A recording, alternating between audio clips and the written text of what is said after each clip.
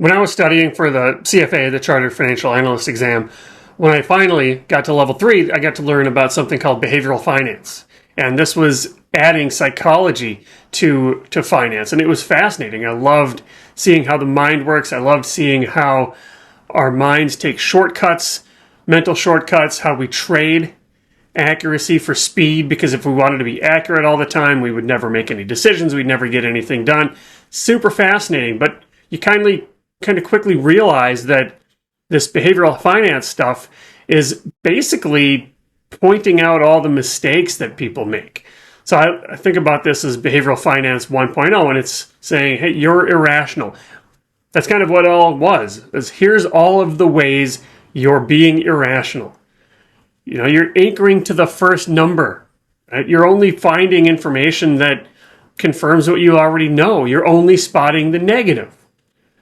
Right? All these mental shortcuts, all these biases are baked in.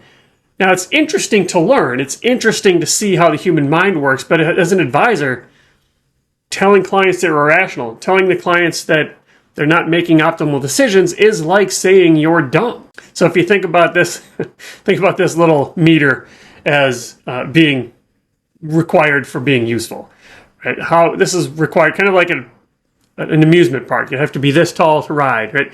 You have to be this tall to be useful. Well, behavioral finance, at least the traditional 1.0 behavioral finance, it falls short because we can't just point out errors in people and say, hey, you're making dumb decisions. Or maybe we can strip emotions out of decisions. Maybe we can strip this out of your decisions so you can make rational, logical decisions.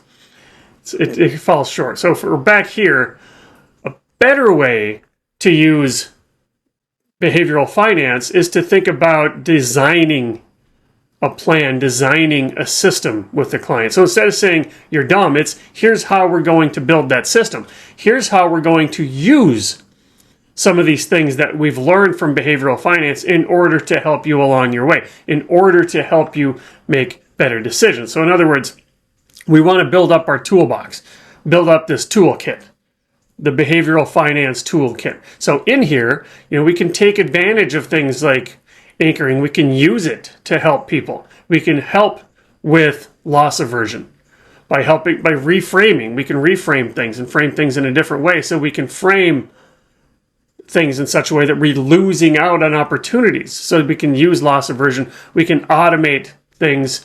We can change and mindfully select default options so that clients that we know will pick the default option will be doing this in their best long-term interest. So we can use the interesting tools and ideas from behavioral finance not to tell people, hey, you're making a bad mistake, but instead to set up the system, to design the choice architecture for them so that they can make choices that are in their best long-term interests. Hey, Derek Hagen here at Money Quotient. If this was interesting to you, if this is something that you want to learn more about, this is the kind of thing that we teach at Money Quotient. We teach financial advisors communication skills, facilitation techniques. We teach them about life planning.